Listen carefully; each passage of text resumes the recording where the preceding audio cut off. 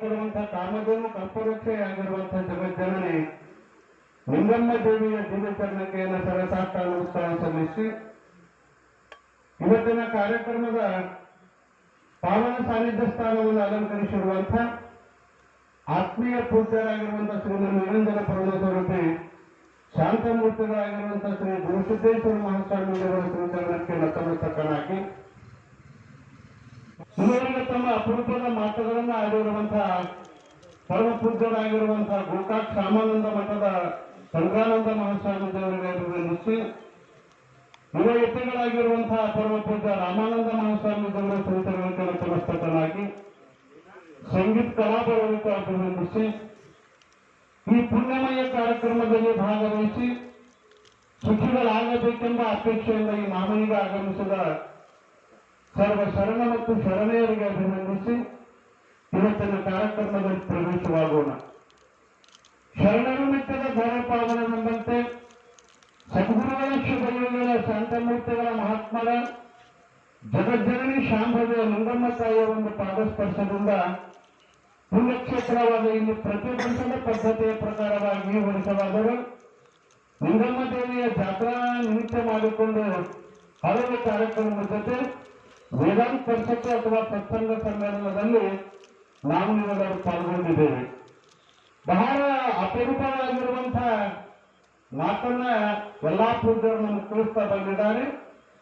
ಏನ್ರದು? ಸಂಸಾರದಿಂದ ಸದ್ಗತಿಯನ್ನು ಮಾತನ್ನ ಬಾಂಡ್ಕೂಲ ಕೇಳ್ರು. ಇದು ಎದರಾಗೈತ್ರಿ ಎಷ್ಟು ಕೇಳ್ರವ್ರು. ಇದು ಸಂಸಾರದಾಗ ಐತ್ರಿ ಏನು ಕೇಳಿ ಹೇಳವ್ರು. ಇದು ಎದರಾಗನೇ ಇಚ್ಛೆ ಅಂದ್ರು ಇದು ಎಲ್ಲ ಎದರಾಗನ ಕೇಳೈತಿ. ಬಹಳ ಅಪರೂಪವಾಗಿರುವಂತಹ ಮಾತುಗಳನ್ನ ಯಾಕಂತ ಕೇಳಿದ್ರೆ ಮುಕ್ತಿ ಅನ್ನೋದು ಅಥವಾ ಸದ್ಗತಿ ಅನ್ನೋದು ಬರೇ ಮಹಾತ್ಮರಿಗೆ, ಶರಣರಿಗೆ, ಸಂತರಿಗೆ, ಸನ್ಯಾಸಿಗಳಿಗೆ ಅಷ್ಟೇ ಐತು, ನಮಗೂ ಐತೆ ಇಲ್ಲ ಅಂತ ಇದು ಪ್ರಶ್ನೆ ಇದ್ದಂಗಿಲ್ಲ. ಹೌದಲ್ಲ? ಸಂಸಾರದೊಳಗೆ ಮುಕ್ತಿ ಆಗ್ತೈತೆ ಇಲ್ಲ ಅನ್ನೋದನ್ನ ಬಹಳ ಚಂದ ಪೂಜೆರು ನಮ್ಗೆಲ್ಲ ಹೇಳ್ಕೊಂಡ್ ಬಂದ್ರು. ಜನ್ಮ ತಂದದ ಅನ್ನೋದನ್ನ ಹೇಳಿದ್ರು. ನಿರ್ಗುಣ ಶಿವವರು ಇನ್ನೊಂದು ಕಡೆ ಅಂತಾರೆ, ಅನಿಮಿತ್ಯ ಅರಿಗಳೆನಿಪ ಕಾಮಾದಿಗಳಿಗೆ ತನು ಅನೇಕವ ನಿತ್ಯ ಭವಭವಂಗಳಲ್ಲಿ ನಿನಗಂದು ದೇಹಾದಿಗಳು ತೊಟ್ಟು ತಪವಾಂತು ಘನಸಂಪು ಲಿಂಗವಾಗಿ ಇರೋದಲ್ಲಿ ಮುನುಜ ಪಡೆವೆ ನೀನೆಂದಿಗೆ ಪರಮುಕ್ತಿ ಸುಖವನ್ನು. ಕಾಮ, ಕ್ರೋಧ, ಲೋಭ, ಮೋಹ, ಮದಮತ್ತರಕ್ಕಾಗಿ ಬಹಳ ಜನ್ಮಗಳನ್ನ ನೀ ಕಳ್ಕೊಂಡು ಬಂದಿಯಲ್ಲ. ನೀ ಸಂಸಾರಿಯರೇ ಆಗಿರು, ಸನ್ಯಾಸಿಯಾಗಿರು, ನಿನ್ನ ಮಾನವ ಜನ್ಮದ ಗುರಿ ಏನು ಅಂತ ಕೇಳಿದ್ರೆ ಸದ್ಗತಿಯನ್ನು ಪಡೆಯುವುದು ಅನ್ನೋದು ನಾವು ಪಕ್ಕ ನೆನ್ಪಿಟ್ಕೋಬೇಕು. ಆದ್ರೆ ಈ ಸಂಸಾರಿಕ ಜೀವನದ ಬಗ್ಗೆನ ಬಹಳ ಯಾಕೆ ಒತ್ತು ಕೊಟ್ಟು ಹೇಳ್ತಾರ ಅಂತ ಕೇಳಿದ್ರ ಸಂಸಾರದೊಳಗಿದ್ದು ಸದ್ಗತಿ ಪಡೆಯೋದು ಬಹಳ ಕಠಿಣ ಅದ, ಅಷ್ಟು ಸುಲಭಿಲ್ಲ. ಯಾಕಂತ ಕೇಳಿದ್ರೆ ಸಿದ್ಧಾಳ ಅಪ್ಪನಂತೀವಿ ಗದಗಿ ಶಿವಾನಂದರು ಬಂದ್ರಂತಂದು ಅವ್ರು ಸಂಸಾರಿಕರು ಗದಗಿರಿ ಶಿವಾನಂದರು.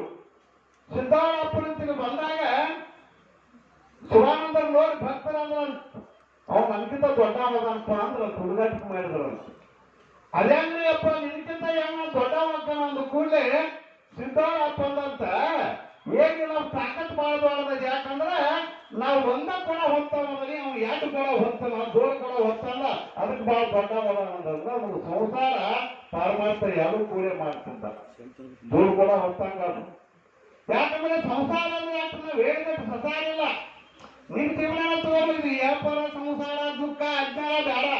ಇದು ಸಂಸಾರಿಕರ ಜೀವನ ಬಗ್ಗೆ ನಾವು ಮಾತಾಡಿದ್ರೆ ನಿಜಗುಣ ಶಿವಯೋಗಿಗಳು ಈ ಸಂಸಾರ ಬಗ್ಗೆ ಅಂತಾರೆ, ವಿಷಮ ಸಂಸಾರ ಬಿಡಲು ಕನೆಸುಂದರಿ. ಹೌದಾ?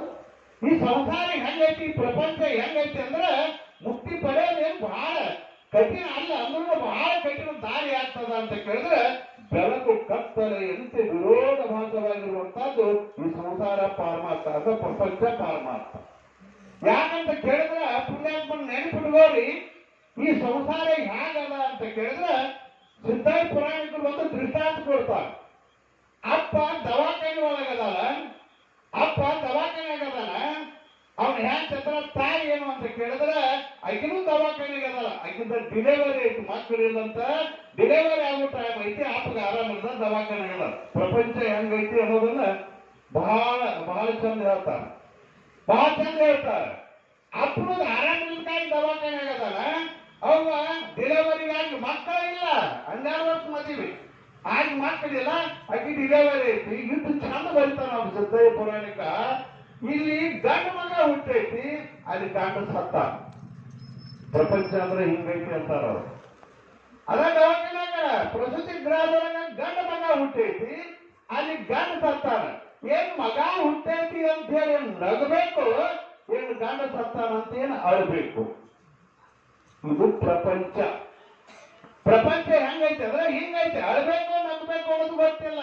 ಅದಕ್ಕಾಗಿ ಇಂಥ ವಿಷಮ ಪ್ರಪಂಚದೊಳಗ ಸಂಸಾರವೆಂಬುದು ಗಾಳಿಯ ಸೊಗರು, ಏನು ಇಲ್ಲದ 2 ದಿನದ ಸಂಸಾರ. ಎಷ್ಟು ಹೇಳೋದಿಲ್ರಿ ಈ ಸಂಸಾರ ಬಗ್ಗೆ, ನೀವು ಎಲ್ಲ ಕೇಳ್ತಿರಲ್ಲ. ಆದ್ರೂ ಏನಂತ ಕೇಳಿದ್ರೆ ಸಂಸಾರದೊಳಗಿಂದ ಮುಕ್ತಿ ಪಡೆಯೋದೇನು ದೊಡ್ಡ ಮಾತಿಲ್ಲ. ಆದ್ರೆ ಅಷ್ಟೇ ಬಾಳಾಗಿರುವಂತ ಕಠಿಣ ಪರಿಸ್ಥಿತಿ ಇರ್ತೈತಿ. ಯಾಕಂದ್ರೆ ಸ್ವಾಮಿಗಳಿಗೆ ಒಂದೊಂದಾರು ಇರ್ತೈತಿ. ಇವ್ರು ಅದಕ್ಕೆ ನಿಂತಾರೆ, ಇವ್ರು ಅದಕ್ಕೆ ನಿಂತಾರೆ. ಏನ್ ದೊಡ್ಡ ಮಾತಿಲ್ಲ, ಪಾರಮಾರ್ಥಕ ನಿಂತಾರ. ಭಗವಂತನನ್ನ ಪಡೆಯೋದು, ಸದ್ಗತಿಯನ್ನು ಪಡೆಯೋದೇನು ದೊಡ್ಡ ಮಾತಿಲ್ಲ. ನಿಮಗ್ ಬರುದಿಲ್ಲ ಏನು ಅಂತ ಕೇಳಿದ್ರೆ ನಿಮಗ ಬರ್ತೈತಿ. ಯಾಕಂದ್ರೆ ಒಂದ್ ಕಡೆ ಮಾಲಿಂಗರಂಗರ ಅಂತಾರ, ಸಂಸಾರದೊಳು ಮುಕ್ತಿ ಸಿದ್ಧ, ನಿತ್ಯ ಸಂಸಾರ ಯೋಗಿ ಲೋಕ ಪ್ರಸಿದ್ಧ ಅನ್ನೋ ಮಾತನ್ನ ಮಾಲಿಂಗರಂಗರು ಒಂದ್ ಕಡೆ ಹೇಳ್ತಾರ. ಸಂಸಾರದೊಳು ಮುಕ್ತಿ ಸಿದ್ಧ, ನಿತ್ಯ ಸಂಸಾರ ಯೋಗಿ ಲೋಕ ಪ್ರಸಿದ್ಧ ಅಂತ ಮಾತನ್ನ ಹೇಳ್ತಾರೆ. ಅದರ ಸುಲಭವಾದ ದಾರಿ ಅಲ್ಲ. ಯಾಕಂದ್ರೆ ಸಂಸಾರ ಬಹಳ ಕಠಿಣವಾಗಿರುವಂತದ್ದು. ಯಾರಿಗೂ ಸವಲತ್ತು ಸಂಸಾರದಾಗ? ಯಾರಿಗೆ ಒಂದು ಸಂಸಾರದೊಳಗ ಮನುಷ್ಯ ಹೋಗಿ ಸಿಕ್ಕ ಅಂದ್ರೆ ಹೊರಗೆ ಬಂದು ಅಷ್ಟೇನಿಲ್ಲ, ಅದಾದ್ರೂ ಸಿನೆ ಆಗಿಬಿಟ್ಟೈತಿ. ಹೆಂಗಂತ ಕೇಳಿದ್ರೆ ಅಕ್ಕ ಅಂತಾರ, ಅಟ್ಟುನ್ನ ಬಾರದ ಗಡಿಗೆ ಇದ್ದೇನು ಮನೆಯೊಳಗೆ, ಹುಟ್ಟ ಬಾರದ ಬೀಜ ಇದ್ದೇನು ಧರೆಯೊಳಗೆ, ಚೆನ್ನ ಮಲ್ಲಿಕಾರ್ಜುನ ನಿಮ್ಮ ಅರಿಯದ ಮನುಜರು ಸಗಲಕ್ಕೆ ಸಾಸಿರ ಹುಳಹುಟ್ಟಿ ಫಲವೇ. ಈ ಸಂಸಾರ ಜೀವನ ಏನಾಗಿಬಿಟ್ಟೈತೆ ಅಂದ್ರೆ ಸಗಣಿ ಒಳಗಿದ್ದು ಹುಳ ಆಗಿಬಿಟ್ಟೈತಿ ಮನುಷ್ಯನ ಪರಿಸ್ಥಿತಿ. ವ್ಯಾಮೋಹದೊಳಗೆ ಬಿಟ್ಟಾನ. ನಾನು ನಂದು ಮಮಕಾರದಿಂದ ಮಿಕ್ಕಿನ ಬಂದ ಮುಂದೆ ಅಲ್ಲಿ ನಾನು ನನ್ನದು ಎಂಬ ಸಂಸಾರದೊಳಗ ಆ ರಾಡಿ ಒಳಗೆ ಸಿಕ್ಕು ಬಿಟ್ಟಾನಲ್ಲ. ಹೆಂಗಾಗೈತೆ ಅಂದ್ರೆ ಸಗಣಿ ಒಳಗಿದ್ದ ಹುಡುಗ ಪ್ರತಿ ಪರಿಸ್ಥಿತಿ ಆಗೈತಿ. ರೈತರದ ನೀವೆಲ್ಲ ಸಗಣಿ ಒಳ ಏನ್ ಹುಡ್ತಾವ್ರಿ? ಹೆರಿಗೆ ಆಸ್ಪತ್ರೆಯಾಗೋದು ಹುಡ್ತಾವ, ಕೇಳಿ ಆಗೋದು ಇಲ್ಲ. ಸಗಣಿ ಒಳ ಎಲ್ಲಿ ಹುಡ್ತಾವ ಅಂದ್ರೆ ಸಗಣಿ ಒಳಗನ ಹುಡ್ತಾವ. ಮತ್ತೆ ಏನ್ ತಿಂದು ಬದುಕ್ತಾವ್ರಿ? ಲಾಡು ಬುಂದೆ ಪೇಡೆ ಇಲ್ಲ, ಸಗಣಿ ತಿಂದನ ಬದುಕ್ತಾವ. ಮತ್ತೆ ಎಲ್ಲಿ ಸಾಯ್ತಾವ? ಸಗಣಿ ಒಳಗನ ಸಾಯ್ತಾವ. ಬರೇ ಸಂಸಾರದೊಳಗೆ ಹುಟ್ಟಿ ಸಂಸಾರದೊಳಗೆ ಬಿದ್ದು ಸಂಸಾರದೊಳಗೆ ಬೆಳೆದು ಸಂಸಾರದೊಳಗೆ ಸತ್ತು ಹೋಗುವ ಮನುಷ್ಯನಿಗೂ ಸಗಣಿ ಒಳಗೆ ಏನು ವ್ಯತ್ಯಾಸ ಐತ್ರಿ ಅಂತ ಕೇಳ್ತಾರ ಅವ್ರು. ಅದಕ್ಕಾಗಿ ಸಂಸಾರ ಬಹಳ ಹೇಳುವಂತ ಅಪವಾದ. ನಡವಾಗಿರುವಂತ ಸಂಸಾರದೊಳಗಿರುವಂತ ಜೀರೋ ಪೂರ್ತಿ ತೆಗೆದ್ರೆ ಅದು ಬಹಳ ಸತಾರ ಆಗ್ತದ. ತೆಗೆದೇನು ಅಷ್ಟು ಸುಲಭಿಲ್ಲ ಸಂಸಾರ ಅಲ್ಲ. ನಿನ್ನ ಸಂಸಾರ ನೋಡಿ ಒಂದ್ ಪಾರ್ವತಿನ ತೆಗಿ ಕಳ್ಸೋಲ್ಲ, ಸುಮ್ಮಂದ ಅಷ್ಟಕ್ಕೆ ಮಾತಾಡ್ಕೊಂಡ. ನಿಮ್ಮ ಸಂಸಾರ ನೋಡಿ ಯಾಕಂತ ಬೇಕಿದ್ದ ಗಂಡನ ಪರಮಾತ್ಮನ. ಯಾಕಂದ್ರ ಅಲ್ಲೇ ವಿಷ್ಣುನ ಹೆಂಡತಿ ಲಕ್ಷ್ಮಿ ಬಾಳ ಶ್ರೀಮಂತರದಾರ, ಬಂಗಾರ ಆಭರಣ ಹಾಕೊಂಡ ಸುಮ್ಮ ಅಷ್ಟು ಕೇಳ್ತೀವಿ. ಸಿದ್ದೇಶ್ವರ ಅಪ್ಕೊಂಡು ಹೇಳ್ತಿದ್ರಿ ಮಾತನ್ನ. ಸಂಸಾರ ಮಾಡೋದು ಅಷ್ಟೇನು ಸುಲಭದ ಮಾತಲ್ಲ. ಸುಮ್ ಮ್ಯಾಲ ಬಂದು ಪ್ರವಚನ ಆರಾಮ ಊಟ ಮಾಡಿ ಹೋಯ್ತು ನಾವೆಲ್ಲ ಕರೆ ಸಂಸಾರದ ತಾಕತ್ತಿದ್ದವ್ರು ನೀವು ಬಾಳ್ದವ್ರು ಬಹಳ. ಅದರೊಳಗೆ ಇಷ್ಟು ಜನ ಇಷ್ಟಾಗಿ ಬರಕ್ ಹಂಗೈತೆ ಅಂದ್ರೆ ಅದು ಪುಣ್ಯ ಅಂತ ಬರ್ತೈತಿ. ಮನುಷ್ಯತ್ವಂ ಮುಮುಕ್ಷತ್ವಂ, ಮುಮುಕ್ಷತ್ವ ಬರೋದು ಬಹಳ ಕಠಿಣದ ಅಂತ ಹೇಳಿ ನೀವು ಇಲ್ಲೆಲ್ಲ ಬಂದಿರೋ ಪುಣ್ಯಾತ್ಮರೇ. ಊರಾಗೇನು ಇಷ್ಟೊಂದು ಜನ ಇಲ್ಲ, ಸಾಕಷ್ಟು ಜನ, ಸಾವಿರಾರು ಜನ ಅದಾರ. ಅದನ್ನ ನಿಂತಲ್ಲಿ ಯಾಕೆ ಬರ್ತೈತೆ ಅಂದ್ರೆ ಅದು ಸಂಸಾರದೊಳಗೆ ಏನೋ ಹಿಂದೆ ಮಾಡಿದ ಪುಣ್ಯ ನಿಮ್ಮ ಮಹಾತ್ಮರ ಮುಂದ ಈ ತಾಯಿಯ ಅಂಗಳದಾಗ ಬಂದು ಕುಡ್ಸಾಕೈತಿ. ಇದ್ರಲ್ಲಿ ಎಲ್ಲರಿಗೂ ಎಲ್ಲೇ ಕೋಟಿಗೊಬ್ಬ ಲಕ್ಷಕ್ಕೊಬ್ಬ ಶರಣ ಹುಡ್ತಾನ, ಭಕ್ತ ಹುಡ್ತಾನ ಅಂತ ಹೇಳ್ತಾರಲ್ಲ. ಹಂಗೇನು ಅಂತ ಕೇಳಿದ್ರೆ ಈ ಸಂಸಾರದ ರಾಡಿ ಒಳಗೆ ಬಿದ್ದಿರುವಂತಹ ಮನುಷ್ಯ ಏನು ಅಂತ ಕೇಳಿದ್ರೆ ಸರಳವಾಗಿ ಅಧ್ಯಾತ್ಮ ಬರೋದು ಬಹಳ ಕಠಿಣೈತಿ. ಅಂತದ್ರೊಳಗೆ ನೀವು ಇಷ್ಟೇ ಬಂದವ್ರಿ ಅಂದ್ರೆ ನೀವೆಲ್ಲ ಪುಣ್ಯವಂತರು ಅಂತ ಹೇಳಿ ಈ ವೇದಿಕೆ ಮೇಲೆ ಧೈರ್ಯದಿಂದ ಹೇಳ್ತಾರೆ. ಪುಣ್ಯ ಇದ್ರೆ ಈಗ ಬರಾಕಂತ ಬರುವುದ ಕೇಳಿ. ನೀವು ಸಂಸಾರದೊಳಗೆ ಬಿದ್ದಿರುವಂತಹ ಜನರನ್ನ, ಆ ವ್ಯಾಮೋಹದೊಳಗೆ ಬಿದ್ದಿರುವಂತಹ ಜನರನ್ನ ಬರೀ ಎಲ್ಲಾ 4-5 ಮಂದಿ ಸ್ವಾಮಿಗಳು ಬಂದಾರ, ಪ್ರವಚನ ಕೇಳಿ ಬರುದು ಬರ್ರಿ ಅಂತ ಹೇಳಿ ಮಗನ ಮನೆಯವ್ರ ಅವ್ನ ಅಲ್ರಿ ನೀವು ಅದೆಲ್ಲ ನಮ್ಗೆ ಆಗುದಿಲ್ಲಪ್ಪ ಅಂತಾರ ಅವ್ರು. ಅಂತದೆಲ್ಲ ನಮ್ಗೆ ಆಗುದಿಲ್ಲಪ್ಪ. ಹೇಗಿಲ್ಲಪ್ಪ ಹುಣಸೆ ಸ್ವಾಮಿ ಬಂದಾರ, ಪ್ರೇಮರಾಯ ಸ್ವಾಮಿಗಳು ಬಂದಾರ, ರುದ್ರರಾವ್ ಸ್ವಾಮಿಗಳು ಬಂದಾರ. ಹಿಂಗಿರ್ತೈತಿ ಮಂದಿ ಗೊತ್ತೈತಿ, ಹೇಳೋದು ಗೊತ್ತೈತಿ, ಇಂಥ ಮಂದಿರು ಬಹಳ ಇರ್ತೈತಿ. ಗೊತ್ತೈತಲ್ವ ನಮಗ ನಿಮ್ಗೊಂದು ತಗದಿಲ್ಲ ಅವಂತ ಮೊದಲ ಭಾವಗಳು ನೀವು ಕರಿತೀರಿ ಅವ್ರು ಬರ್ತಾರ ಅವ್ರು ಖಾಲಿ ನೀವು ಖಾಲಿ ಅಂತದಿಲ್ಲ ಅವ್ರು ಸಂತಾನ ಸ್ವಾಮಿಗಳು ನಮ್ಗೆ ಹೇಳ್ತಿದ್ರು ಅವರು ಹಿಂಗೈತೆ ಪ್ರಪಂಚ ಅಂತಾರ ಇಂಥದ್ದೆಲ್ಲ ದೇವರಾಜ ಜನರ ಮಠ ಮಂದಿರ ಸ್ವಾಮಿಗಳ ನಮ್ಗೆ ಆಗುದಿಲ್ಲ ಯಾಕಂದ್ರೆ ಹಾದ್ರ ಹೊಲ ಪಾಂದ್ರ ಮನಿ ಕುಂತ್ರ ಕಟ್ಟಿ ತಿಂದ್ರ ನಾಲ್ಕು ರೊಟ್ಟಿ ಮ್ಯಾಲ ಹತ್ತಿದ್ದತ್ತ ಅವ್ನು ಒಯ್ಬೇಕು ನಾವು ಅವ್ನು ಒಯ್ಬೇಕಂತ ನಾವು ಹೋಗ್ಬೇಕಂತ ಬುದ್ಧಿ ಹಿಡ್ದಾನ ಯಾಕೆ ಸಹಜವಾಗಿ ಅಂತ ಇದನ್ನ ನಾ ಹೇಳೋದಂದ್ರೆ ಸಂಸಾರದೊಳಗಿದ್ದು ವ್ಯಾಮೋಹದೊಳಗಿದ್ದು ಪಾರಮಾರ್ಥ ಕಡೆ ಬರೋದು ಅದಕ್ಕೆ ಅವ್ರು ನಿಂತ್ಕೊಂಡು ಮೂರು ನುಡಿ ಒಳಗೆ ಮೂರು ತರ ಅರ್ಥ ಹೇಳಿದ್ರು ಅವರು ಮಧ್ಯಮ ಕನಿಷ್ಠ ಉತ್ತಮ ಅಧಿಕಾರಿಯನ್ನು ಕುರಿತು ಹೇಳಿದ್ರು ಅವರು ಜಾನರು ಲೌಕಿಕ ಪರಮಾರ್ಥವೆರಡರು ಮಾನವೇ ಕೂಡಿ ನಡೆಸುತ್ತಿ ಹೆಣ್ಣು ಎಂಟು ಅನ್ನೋ ಮಾತನ್ನ ಬಹಳ ಚಂದ ಜಾನ ಯಾರದಾರ ನಿಜವಾದ ಜಾನರು ಯಾರದಾರ ಅವರು ಪ್ರಪಂಚ ಪಾರಮಾರ್ಥವನ್ನು ನಡೆಸ್ತಾರೆ ಯಾರು ಕೂಡಿ ನಡ್ಸಾಂಗ್ ಏನಂದ್ರೆ ಜಾನ ಅಂದ್ರು ಮತ್ ಮ್ಯಾಲ ಕುಂತವ್ರಿಗೆ ಏನಂತಾರ ಅಂದ್ರೆ ಇವ್ರು ಎರಡು ಕೂಡ್ಸಂದ್ರೆ ದಾಟ ಅಂತ ತಿಳ್ಕೊಬೇಡ್ರಿ ಇವರು ಬಹು ಜಾನರು ಜಾನರ ದೇವ ನೀವು ಸಂಸಾರ ಪ್ರಪಂಚ ಪಾರಮಾರ್ಥ ನಡೆಸುವಂತ ಸಂಸಾರಿಕರಿಗೆ ಏನಂತಾರಂದ್ರೆ ಯಾರು ನಡೆಸಂಗ ಜಾನನು ಲೌಕಿಕ ಪರಮಾರ್ಥವೆರಡರು ಮಾಡದೆ ಕೂಡಿ ನಡೆಸುತ್ತೀಯರು ಇಂತು ಅಂದ್ರೆ ಮುಂದೆ ಹೇಳುವ ಪ್ರಕಾರವಾಗಿ ನೀವೇನು ಅಂತ ಕೇಳಿದ್ರೆ ಈ ರೀತಿ ಅಂತ ಹೇಳಿ ಅಥವಾ ದೃಷ್ಟಾಂತ ಕೊಟ್ರಲ್ಲ ಅರ್ಥ ಏನು ಈ ಸಂಸಾರದೊಳಗೆ ಇದ್ದು ಮನಸ್ಸು ಮಾತ್ರ ಸಂಸಾರದೊಳಗೆ ಇರ್ಬೇಕ ಅದು ಪ್ರಾರಬ್ಧ ವಶಾತ್ ಬಂದಿರುವಂತದ್ದು ಅಂದ್ರೆ ಬಸವಾದಿ ಶರಣರು ಸಾಮಾನ್ಯ ಬಸವಾದಿ ಶರಣರು ಮುಕ್ತಿ ಪಡೆದಲೇ ಸಂಸಾರದೊಳಗೆ ಮುಕ್ತಿ ಸಿದ್ಧ ನಿತ್ಯ ಸಂಸಾರ ಯೋಗಿ ಲೋಕ ಪ್ರಸಿದ್ಧ ಸಂಸಾರದೊಳಗಿದ್ದವ್ರು ಏನಂದ್ರೆ ಬಸವಾದಿ ಶರಣರು ಎಂಥವ್ರು ಶಿವನ ಕಲ್ಯಾಣ ಬಸವ ಕಲ್ಯಾಣ ಶಿವ ಶರಣರು ಇರುವುದು ಅನುಭಾವದ ಕಲ್ಯಾಣ ಅಂತೇಳಿ ಹೆಸರು ಪಡೆದಿರುವಂತ ಅಲ್ಲಿ ಯಾರು ಸನ್ಯಾಸಿ ಅಲ್ಲಮ್ಮ ಪ್ರಭುವಿನೊಬ್ಬರು ಬಿಟ್ರೆ ಅಲ್ಲಿ ಯಾರು ಸನ್ಯಾಸಿಗಳಿದ್ದಿಲ್ಲ ಎಲ್ಲರೂ ಅವರು ಸದ್ಗತಿ ಪಡೆದಿಲ್ಲ ಪಡೆದಾರ ಆದ್ರೆ ಸಂಸಾರ ಅಷ್ಟು ಸುಲಭದ ಮಾತಲ್ಲ ನಾ ಹೇಳಕ್ಕಿಟ್ಟಿದ್ದೆ ಯಾರು ಅದಕ್ಕಾದ್ರೂ ಪಾರ್ವತಿದ ಕಿಟಕಿಟಿ ಹಚ್ಚಿಬಿಟ್ಲತ್ತು ಆದ್ರೆ ಹೀಗಾಗಿ ನಿಮ್ ಕೂಡ ಎದ್ದು ತಿರುಗಾಡೋದು ಬಾಬಾಗಳು ಕೂಡ ಇದ್ದಾಗ ಅದರ ಭೂಮ್ಯಾಗ ಪರಮಾತ್ಮ ಇರೋ ಜಾಗ ಯಾವ್ದ್ರಿ ಸ್ಮಶಾನ ಏನ್ ಮುಗಿತಾರ ಆಗಿರಾಮ ಹೆಣದ ಬೂದಿ ಹತ್ಕೊಂಡ್ ತಿರುಗಾಡೋಣ ಏನ್ ಚೈನ್ ಇಲ್ಲ ಬಂಗಾರ ಇಲ್ಲ ಉಂಗ್ರಿಲ್ಲ ಏನಿಲ್ಲ ಅದ್ ನೀನು ಕೂಡ ತಿಳಿದು ನಿನ್ ಯಾಕೆ ಮದುವೆ ಆಗಿ ಅಂದ್ರು ಹೆಣ್ಮಕ್ಳು ಕಿಟಕಿ ತಿಳಿದ ಮನ್ಯಾಗ ಅಲ್ಲೇ ಐತಂದ್ರೆ ನಿಂಬಲ್ಲಿ ಐತ್ ನಿಮ್ಗೂ ಗೊತ್ತೈತ್ಲ ಅದನ್ನ ತಗೊಂಬ ಇದನ್ನ ತಗೊಂಬ ಮಗನ ಮನ್ಯಾಗ ಅದನ್ನ ಹಾಕೊಂಡಾರಿ ಎಲ್ಲ ಅವ್ರು ಏನಾರು ಹಾಕೋರ ನಮ್ ಪರಿಸ್ಥಿತಿ ನಾವು ನೋಡ್ಬೇಕಂತ ನೀವ್ ಹತ್ತೀರಿ ಅದಕ್ಕೆ ನೀವು ಊರ್ಗಾರೆ ಹಾಕೋಲ್ಲ ಕೊಟ್ಟು ನಮ್ಗೆ ತಾಂಡ್ತಾವ ಏನಾದ್ರು ಈ ಸಂಸಾರ ಹಿಂಗ ಐತ್ರಿ ಅದಕ್ಕಾಗಿ ಪಾರ್ವತಿ ಅನ್ನಂತ ಸಂಸಾರ ಬಗ್ಗೆ ನಿಮ್ಗೆ ಹೇಳಾಗ್ತದೆ ಅವ್ನ ಗಟ್ಟ ಉಪಾಧಿ ನಾವು ಚಂದಾಗಿ ಸಂಸಾರ ಮಾಡೋಣ್ರಿ ನಾವು ಅಷ್ಟು ಹೊಲ ಮಾಡೋಣ್ರಿ ನಾವು ಅಷ್ಟು ಮನಿ ಕಟ್ಟೋಣ್ರಿ ಬರೇ ಹುಡುಗಾಡದಾಗಿದ್ರೆ ಪರಿಸ್ಥಿತಿ ಹೆಂಗ್ರಿ ಸಿದ್ದೇಶ್ವರ ಒಬ್ಬರು ಬಾಳ ನಕ್ಕೋತ ಹೇಳ್ತಿದ್ರು ಅದು ಅದು ಕೂಡ ಅವ ಅಂದ ಏನ್ ಹೊಲಾನ ಇಲ್ಲ ಅಂದ ನಾ ಮದುವೆ ಆಗ್ಯಾನ ಅನ್ನೋದು ಇಷ್ಟ ಐತೆಲ್ಲ ಕಡೆ ಸನ್ಯಾಸ ಇದ್ದಂಗ ಅದನ್ನೇ ಹೊಲಾನ ಇಲ್ಲ ಅಂದ ಕೂಡ ಪಾರ್ವತಿ ಹೆಣ್ಮಕ್ಳು ಬೇರ್ಕಿರ್ತಾಳ ಹಾಕಂದು ಹೊಲ ಹಾಕಿಲ್ಲ ಎಲ್ಲ ಸ್ಮಶಾನ ನಿಮ್ಮೂನ ಅದಾವ ಅನ್ನೋಕಿ ಸ್ಮಶಾನ ಗೊತ್ತೈತ್ಲ ಗೊತ್ತಾಕೈತಿ ಗೊತ್ತಾಗ್ಲಿಕ್ಕೂ ಹಿಂದಿನ ನಾನು ಗೊತ್ತು ಮಾಡತ್ತಾರ ಹೋದ ಸ್ಮಶಾನ ಸುಡಗಾಡ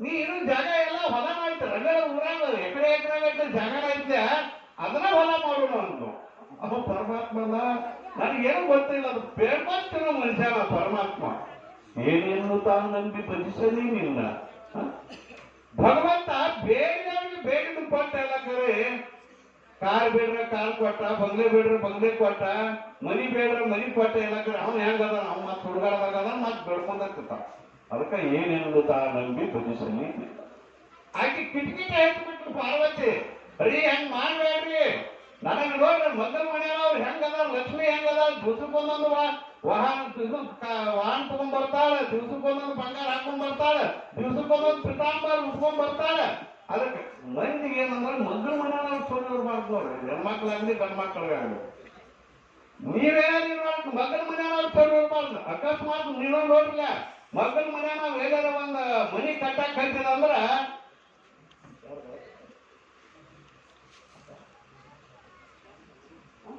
ಅಪರೂಪದ ವಾಗ್ಮಿಗಳಾಗಿರುವಂತ ಗುರುಸಿ ಪೂಜ್ಯರು ಆಗಮಿಸ್ತಿದ್ದಾರೆ ಸ್ವಲ್ಪ ಕೈ ಇದ್ರೆ ಚಪ್ಪಾಳಿ ಹೊಡೆದ ಸ್ವಾಗತ ಮಾಡ್ತೀವಿ ಬರ್ತಿರಪ್ಪ ಏನ್ ಹೇಳಕತ್ತೀನಿ ಹೇಳ್ರಿ ಹೊಲ ಮಾಡೋದ್ರಿ ಹಾ ಹೊಲ ಮಾಡೋದು ಹೊಲ ಮಾಡೋದು. ಪಾರ್ವತಿ ಅಂದ್ರು ಹೊಲಾನೇ ಮಾಡೋದು ಫಿಕ್ಸ್ ಮಾಡಿ ನೀವು ಮುಂದಿನ ಐತಂದು ಆ ಒಂದ ಹೊಲ ಅಂದ್ರೆ ಇದ ಸುಡ್ಗಾಡ ಏನಂತ ಅರ್ಧ ಜಾಗ ಆಯ್ತು ನೋಡುವ ಅಂತಂದ್ರೆ ಆಯ್ತು ಅಂದ್ರು.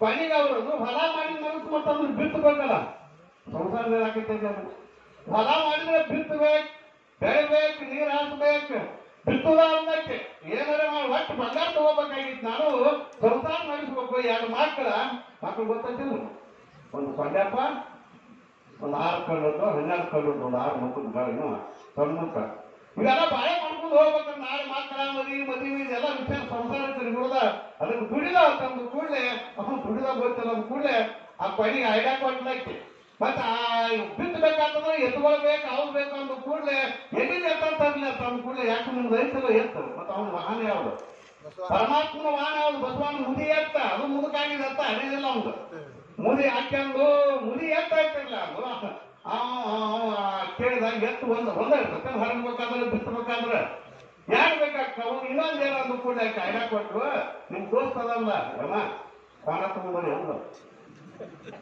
ಎತ್ತರಿಗೆ ಹೆಸರು ಇರ್ತದ ಎತ್ತು ನಿಮ್ಗೊಂದು ಎತ್ತಾತು ಮತ್ತೆ ಇನ್ನೊಂದು ಜೋಡ್ಬೇಕಂದ್ರೆ ಪ್ರಾಣ ತಗೊಂಡ್ಬರ್ಲಿ ನಿಮ್ ಗೆಳೆಯ ಹೇಳಿಲ್ಲ ಅಂದು ಕೂಡ ತಂದ ಪ್ರಾಣನೂ ಬೇಕು ನಿಗ್ರ ಹೊಡಿಬೇಕಲ್ಲ ನೇರ್ಗೆ ಸಿಗಬೇಕು ಬಲರಾಮ ಅಂತ ವಾದತ್ತು ನೇಗಲೈತ ಬಲರಾಮ ಕೃಷ್ಣನ ಆದಾಗ ನೇಗಲೈತೆ ಅದನ್ನು ತಗೊಂಡ್ಬಂದು ನೇಗಲ ಹೊಡ್ಯಾಕಾಯ್ತು ಹಾಕಬೇಕಾದಕ್ಕೆ ಜಗ್ಗಾಕ ಕಟ್ಟಾಕ ಹಾಕಬೇಕು ಒಳಗೆ ಹಾವು ಇತ್ತು ಅದನ್ನ ಕಟ್ಟಿಬಿಟ್ಟ ನೇಗಲ ಹಿಡ್ಯಾಕ ಬರಲಾಗಿತ್ತು ಅವಾಗ ಗೊತ್ತಾ ಇಲ್ಲ ಪಾರ್ವತಿ ಹಂಗ ಬೇನ ಐತು ಹುಡ್ಕೊಂಡ್ ಬೇನ ಆಯ್ತು ಮೊದಲು ಏನು ಅದು ಎತ್ತ ಏನಿಗೆ ಗರೇನ ಆಗೋಲಾಗಿತ್ತು ನೇಗಲ ಹೊಡ್ಯಾಕ ಆಗ್ಲಿಲ್ಲ ಇವು ಹಾಕಿ ಹೇಳಿದ್ ನಾವು ಹೊಲಕ್ಕೆ ಹೋಗ್ಕೊಂಡು ನೀವು ಬುದ್ಧಿ ಕಟ್ಕೊಂಡು ಹೊಲಕ್ಕಲ್ಲ ಹೋಗು ಈಗೀಗ ರೊಟ್ಟಿ ಮಾಡಕ್ ಬರುದಲ್ಲ ಈಗ ಬೆಳ್ಕೊಂಡು ಬಂದು ತಿಂದಿದ್ದ ಚಟ ಈಗಿಗೆ ಹಂಗೆ ಮಾಡಿ ಮಂದಿ ಮನ್ಯಾಗ ಅನ್ನ ಎತ್ಕೊಂಡು ರೊಟ್ಟಿ ಹೊಡೆದ್ರೆ ರೊಟ್ಟಿ ಬಿಟ್ಟು ಹಾಕಿರ್ತಾವ ಮೆಸೇಜ್ ಮಾಡಕ್ ಬರ್ತದೆ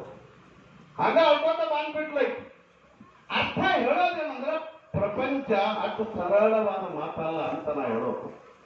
ಆ ಕೊನೆಗೆ ನೋಡಿ ಹೊಗೆ ಮುಂದೆ ಕೂತ ಕಳ್ಳಕ್ ಐತಂತ ಬಾಂಧವಂತ ನೀವು ಸಂಸಾರ ಬೇರೆ ತುಂಬ ಭಿಕ್ಷೆ ಮಾಡ್ಕೊಂಡ್ಬರಿ ಅನ್ಬತ್ತೆ. ಅರ್ಥ ಏನು ಅಂತ ಕೇಳಿದ್ರ ಬಸವಾದಿ ಶರಣರೆಲ್ಲರೂ ಸಂಸಾರ ಮಾಡಿ ಮುಕ್ತರಾಗ್ಯಾರ ಹೊರತಾಗಿ ಇಲ್ಲ ಅಂತಲ್ಲ. ಮೇನ್ ಕಾರಣ ಏನು ಅಂತ ಕೇಳಿದ್ರ ಮನಸ್ಸು ಎಂಬುದು ಬಹಳ ಕಾರಣ. ಮನವಿರಕ್ತಿಗೆ ಮುಕ್ತಿ ಎಲ್ಲದೆ ತನುವಿರಕ್ತಿಗೆ ಇಲ್ಲವೋ ಅಂತ ಮಾನವರುಗಳು ಒಂದು ಕಡೆ ಹೇಳ್ತಾರೆ. ನೀ ಮನಸ್ಸಿನೊಳಗ ಆಸೆ ಅಳೆದುಕೊಂಡು ಮನೆಯೊಳಿದ್ದರೂ ಮುಕ್ತರು ಬಹಳ ಚಂದ ಹೇಳ್ಯಾರು. ಆಸೆ ಆಕಾಂಕ್ಷೆಗಳನ್ನು ಅರಿದು ನೀವು ಮನೆಯಾಗಿದ್ರೂ ಮುಕ್ತದಲ್ಲಿ ಆಸೆ ಆಮಿಷಗಳನ್ನು ಉಂಟುಕೊಂಡು ನೀವು ಮಠದಾಗಿದ್ದರೆ ಏನು ಆಗೋದೈತಿ. ಅದಕ್ಕಾಗಿ ಏನು ಅಂತ ಕೇಳಿದ್ರೆ ಮುಖ್ಯವಾಗಿ ಭಗವಂತ ನೋಡೋದು ನಮಗೆ ಸದ್ಗತಿ ಸಿಗಬೇಕಾಗಿತ್ತು ಅಂತ ಕೇಳಿದ್ರೆ ಅಲ್ಲಿ ನೋಡುವಂತ ವ್ಯವಸ್ಥೆ ಏನು ಅಂತ ಕೇಳಿದ್ರೆ ಮನುಷ್ಯನ ಮಮಕಾರ ಅಹಂಕಾರಗಳು ಬಹಳ ಮುಖ್ಯದ ಹೇಳಿದ್ರು ಇವರೆಲ್ಲ.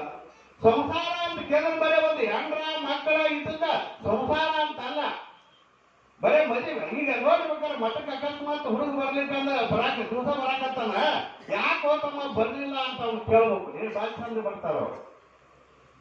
ಏನ್ ಮಠಕ್ಕೆ ಯಾಕೆ ಬರಬಾರಾಗಿತ್ತು ಬರುವಂತಂದ್ರೆ ಏನಿಲ್ರಿ ಅಪ್ಪಾರ ಇದನ್ನು ಒಬ್ಬರ ಇದ್ದೀನ್ರಿ ಮದುವೆ ಆಗೈತಲ್ರಿ ಸಂಸಾರ ಕ್ವಾಲಿಟಿ ಬಿಟ್ಟು ಅದಕ್ಕೆ ನನಗೆ ಬರಕ್ ಆಗೋದಿಲ್ಲ ಅಂತೀರಿ ನೀವು. ಹೌದಲ್ಲ? ಅಂದ್ರೆ ಮದುವೆ ಆದ್ರನ ಸಂಸಾರ ಅಂತ ನೀವು ಕೇಳ್ದಾರಿ. ಮನೆ ಮದುವೆ ಆಯ್ತಲ್ರಿ ಸಂಸಾರ ಕ್ವಾಲಿಟಿ ಬಿಟ್ಟು ಅಂತೀರಿ. ಸುಮ್ಮ ಅಮಾಚಿಗೆ ಬರ್ತದೆ ಅದನ್ನು ಬಿಟ್ಟ ಜಾತ್ರೆಗೆ ಬಂದ ಕೇಳಂತ ಅಪ್ಪಗಳು ಯಾಕೆ ಹೋತಮ್ಮ ಅಮಾಚಿಕ ಮೇಲೆ ಬರ್ತಿದ್ದೀಗ ಅದನ್ನು ಬಿಟ್ಟದೆ ಅವ್ನು ಕೂಡಲೇ ಏನ್ರಿ ಅದಾರ ಮತ್ತೆ 2-3 ಮಕ್ಕಳು ಸಂಸಾರ ಎಲ್ಲ ನನ್ನ ಕೊಳಗೆ ಬಿದ್ದೈತ್ರಿ ಅಂದತ್ತಾವ. ಅಂದ್ರೆ ಸಂಸಾರ ಅಂದ್ರೆ ಎದಕ್ಕಂದ್ರೆ ನೀವು ಒಂದ್ ಹೆಂಡತಿ 1-2 ಮಕ್ಕಳ ಅಂದ ಕೂಡ ಸಂಸಾರ ಅದ. ಅಕಸ್ಮಾತ್ ಮುಂದೆ ಒಂದು 2 ವರ್ಷದಾಗ ಏನಾಯ್ತು ಅಂತ ಕೇಳಿದ್ರೆ ಅವ್ನ ಹೆಂಡತಿ ಸಾತ್ಲಪ್ಪ ಸುಮ್ ತಿಳ್ಕೊ ಯಾವ ಸತ್ತಿಲ್ಲ ಅವ್ನು ಹೇಳಾಕತ್ತೀವಿ. ಅಕಸ್ಮಾತ್ ಸಾಕು ಅವ ಅದನ್ನು ಮಟ್ಟಕ್ಕೆ ಬಂದ್ಬಿಟ್ಟ. ಅಕಸ್ಮಾತ್ ಒಂದು ಬೆಟ್ಟಾಡದಾಗ ಬೇಕಾದ ಯಾವ್ದು ಯಾವಾಗಲೂ ವರ್ಷಕ್ಕೊಮ್ಮೆ ಜಾತ್ರೆಗೆ ಬರ್ತಿದ್ದಿ ಎಲ್ಲ ಬರ್ತಿದ್ದಿ ಈಗ ಬರೋದ ಬಿಟ್ಲ ಅಂದ ಕೂಡಲೇ ಏನ್ರಿ ಅಪ್ಪಾರ ಯಾಕೆ ಸಾಕು ಬಿಟ್ಲು ಇಡೀ ಸಂಸಾರದ ಭಾರ ನಾವು ಕೊಳ್ಳಾಗಿ ಬಿಟ್ಟು ಇದ್ದೀವಿ. ಸಂಸಾರದ ನಾವು ಸಂಸಾರ ಬಿಡ್ಬೇಕಾಗಿತ್ತು. ಮೊದಲ ಮದುವೆ ಆದಾಗ ಮದುವೆ ಆತು ನಮ್ಮ ಸಂಸಾರ ಪಾಳಿಗೆ ಬಿಡ್ತಂದ್ರಿ. ಈಗ ಸತ್ತಾಳ ಸತ್ತಾದ್ರೂ ಎಲ್ಲಾ ಸಂಸಾರದ ಭಾರ ನನಗ ಬಿತ್ತೈತೆ ಅಂದ್ರೆ ಸಂಸಾರ ಅಂತ ಹಿಂಗೇದಕ್ಕೈತಿ. ಮೊದಲನೇ ವಿಚಾರ ಮಾಡಿ, ಏನು ಮದುವೆ ಆಗೋದಕ್ಕೆ ಸಂಸಾರ ಐತಿರೋ, ಏನು ಹ್ಯಾಂಗ್ ತಿನ್ನೋದಕ್ಕೆ ಸಂಸಾರ ಐತಿರೋ, ಇದು ಯಾವುದು ಸ್ವಲ್ಪ ನಾವು ಲೋಕಾನುಡಿಯಾಗಿ ಅನ್ಬೇಕಾಗಿತ್ತಲ್ಲ. ಕರೆ ನಿಜವಾದ ಸಂಸಾರ ಯಾವುದು ಅಂದ್ರೆ ವೀರ ವೀರಾಗಿನಿ ಅಕ್ಕಮಾದೇವಿ ಅಂತಾಳ, ನಾವು ಹುಟ್ಟಿದಲ್ಲಿ ಸಂಸಾರ ಹುಟ್ಟಿತ್ತು. ಎಲ್ಲಿ ನಾನು ನನ್ನದು ಅನ್ನೋದೈತೆ. ನಮಗ್ ದುಃಖ ಕೊಡೋದು ಯಾವುದು ಅಂದ್ರೆ ಗಂಡರ ದುಃಖ ಕೊಡೋದಿಲ್ಲ, ಮಕ್ಕಳು ದುಃಖ ಕೊಡೋದಿಲ್ಲ, ಮನೆ ದುಃಖ ಕೊಡೋದಿಲ್ಲ, ಮಠ ಮಂದಿರಗಳು ನಮಗ್ ದುಃಖ ಕೊಡೋದಿಲ್ಲ. ಯಾವ್ದು ನಮಗ ದುಃಖ, ಸಂಸಾರ ಅಂದ್ರೆ ದುಃಖ, ಯಾವ್ದು ನಮಗ್ ದುಃಖ ಕೊಡ್ತದ ಅಂತಂದ್ರೆ ಮಮಕಾರದಿಂದ ಮಿಕ್ಕಿನ ಬಂದ ಮುಂತೆ. ನಮ್ಮಲ್ಲಿ ಏನ್ ಅಹಂಕಾರ ಐತಿ, ಮಮಕಾರಗಳದಾವಲ್ಲ, ಇವು ನಮ್ಗೆ ದುಃಖ ಕೊಡ್ತಾವ, ಇದೇ ನಮಗ ಮೋಸ ಮಾಡ್ತದ. ಅದಕ್ಕಾಗಿ ಈ ಅಹಂಕಾರ ಮಮಕಾರದಿಂದ ನೀವು ಸಂಸಾರದಾಗ ಇರು, ಮನ್ಯಾಗರೇ ಇರು, ಒಂದರೆ ಆಗು ಎರಡರೇ ಆಗು. ಬಸವನವ್ರು ಎರಡಾಗಿದ್ದಿಲ್ಲಪ್ಪ. ಭಗವಂತ ಶ್ರೀಕೃಷ್ಣ ಪರಮಾತ್ಮ ಏನು ಹೇಳ್ತಾರೆ, 8 ಮಂದಿ ಪಟ್ಟದರಾಡ್ಯಾರಂತ 16 ಸಾವಿರ ಮತ್ತು ಇಷ್ಟು ಮಂದಿ ಇದ್ರು ಅವನು ಮುಕ್ತ ಆಗಿಲ್ಲೇ. ಯಾಕಂತ ಕೇಳಿದ್ರೆ ಆ ಮುಕ್ತಿ ಸುಖ ಈ ವ್ಯವಹಾರಗಳಿಗೆ ಸಂಬಂಧ ಇಲ್ಲ, ಮಾನಸಿಕವಾಗಿ ನಾವು ತಯಾರಾಗಬೇಕಾಗ್ತದೆ. ಯಾರೇ ಇಲ್ಲಿ ಇವತ್ತೇನು ಅಂತ ಕೇಳಿದ್ರೆ ಪರಮಾತ್ಮನ ಜ್ಞಾನವನ್ನ ಪಡೆದಂತ ಏನು ಅಂತ ಕೇಳಿದ್ರೆ ಜ್ಞಾನ ಒಂದೇ ಸಾಕು ಮುಕ್ತಿಗೆ. ಸದ್ಗತಿಗೆ ಜ್ಞಾನನ ಮುಖ್ಯ ಅಂತ ಹೇಳಕರೆ ನೀ ಹಂಗದದಿ ಹಿಂಗದದಿ ಮದುವೆ ಆಗಿದಿ ಮಠದಾಗ ಅದದಿ ಇದೇನೂ ಸಂಬಂಧ ಇಲ್ಲ. ನಿನ್ ಮನಸ್ಸು ಶುದ್ಧ ಆಗಿ ಇಟ್ಕೊಂಡೆ ಅಂತ ಕೇಳಿದ್ರೆ ಸದ್ಗತಿನ ಸಂಸಾರದೊಳಗಿದ್ರು ಆದರೂ ಸಂಸಾರದೊಳಗೆ ನಿಂತ ಸದ್ಗತಿ ಪಡೆಯೋದು ಬಹಳ ಕಠಿಣ ಐತಿ. ಯಾಕಂತ ಕೇಳಿದ್ರೆ ಎರಡು ಕೂಡ ಬರ್ತಾವ ಅಂತ ಹೇಳಿಲ್ಲ ನಾನು. ಸಂಸಾರ ಮತ್ತು ಪರಮಾತ್ಮ ಯಾರು ಕೂಡ ಇವರೆಲ್ಲ ಅದಕ್ಕೆ ನಿಂತಾರಂದ್ರೆ ಇವ್ರು ಮುಕ್ತಿ ಪಡೆಯೋದೇನು ದೊಡ್ಡ ಮಾತಲ್ಲ, ಇವ್ರು ಸದ್ಗತಿ ಪಡೆಯೋದೇನು